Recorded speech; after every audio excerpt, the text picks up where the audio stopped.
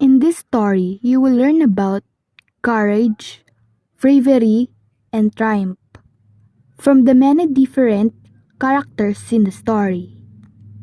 A long time ago, there was a rich land called Ibalong.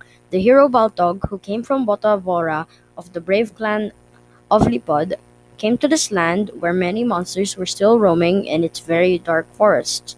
He decided to stay and was the first to cultivate its field to plant it with gabe.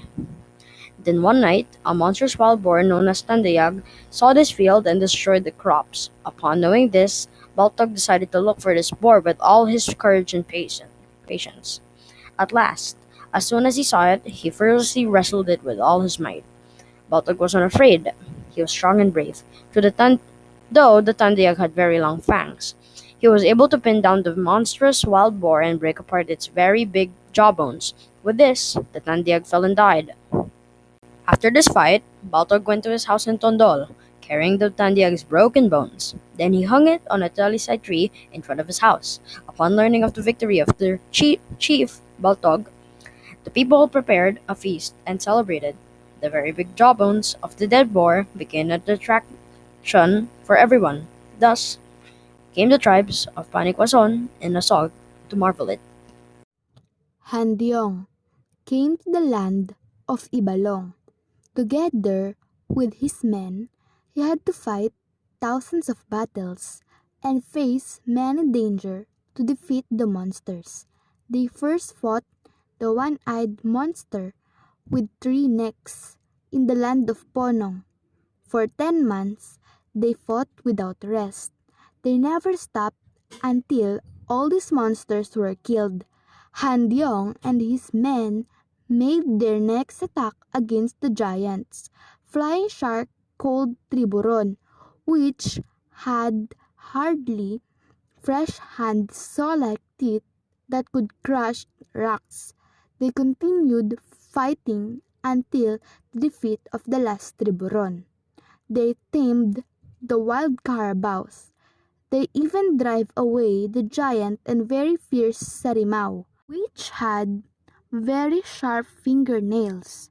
They also killed all the crocodiles, which were big as boats.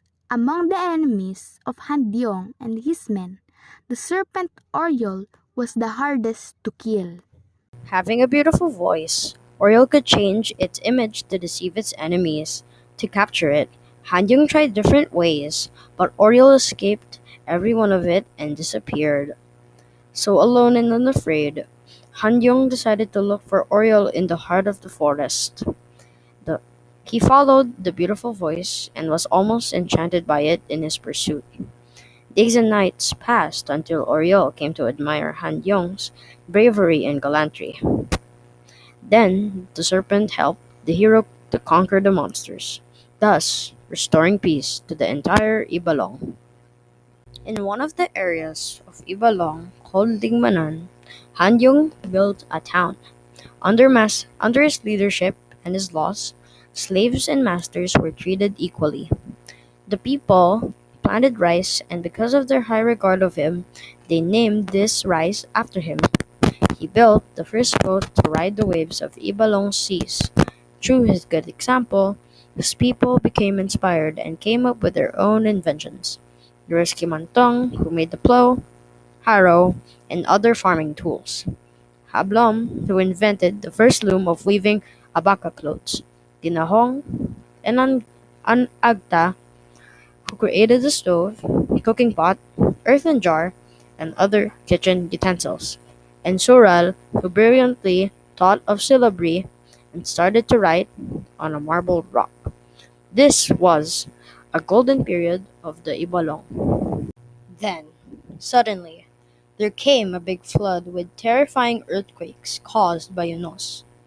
The volcanoes of Hantik, Kulasi, and Isarog erupted. Rivers changed the direction and the sea waves rolled high. Destruction was everywhere. Soon the earth parted, mountains sank, a lake was formed, and many towns in Ibalong were ruined. Then appeared the giant Rabot, half man and half beast, with awesome and terrifying powers. People were asking who will fight against Rabot. So, Bantong, the third hero, was called. He was a good friend of Handyong. He was ordered to kill the new monster in Ibalong.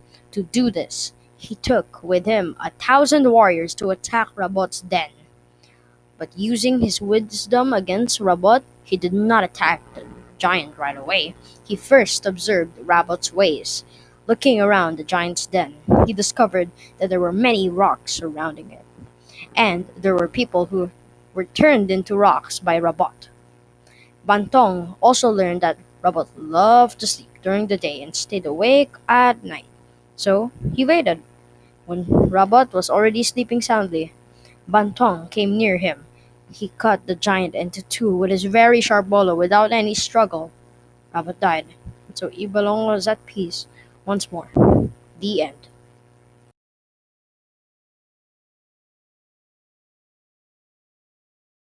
Baltog came from Botavora of the brave clan of Lipod. He pinned down the monstrous wild boar and break apart its very big jaw bones. Bantong. He was a good friend of Handyong. He was ordered to kill the new monster in Ibalong, which is the giant Rabot, half man and half beast. To do this, he took with him 1,000 warriors to attack Rabots. Then he figured out the weakness of Rabot, and he cut the giant into two with his very sharp bolo. Handyong came to the land of Ibalong. Together with his men, he had to fight thousands of battles and face many dangers to defeat the monsters. They first fought the one-eyed monster with three necks in the land of Ponong. For 10 months, they fought without rest. They never stopped until all these monsters were killed. Handyong and his men made their next attack against the giants, flying shark called Triburon, which had hardly fresh hands saw-like teeth that could crush rocks. They continued fighting until the defeat of the last Triburon. They tamed the wild carabaos. They even drive away the giant and very fierce Sarimao.